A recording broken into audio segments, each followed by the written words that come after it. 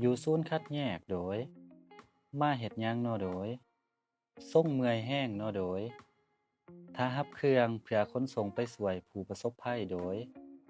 เครื่องมาฮอดแล้วขนลงโดยหัวหน้าแนมเฮ็ดสิไวๆก่อนโดยใครแต่ทีมงานหลายคนโดยฮ้อนเด้เนาะโดยมาอีกขั้นที่2โดย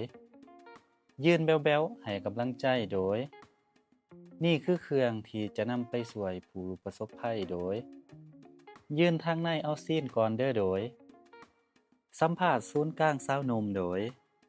ยิ้ม14โดย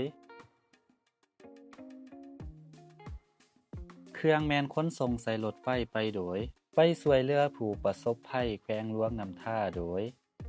นำโดยศูนย์กลางสาวหนุ่มโดยและขนส่งไปมอบด้วยรถไฟโดยหุงอรุณขนส่งด่วนโดยหุงอรุณให้หลายกว่าการขนส่งโดย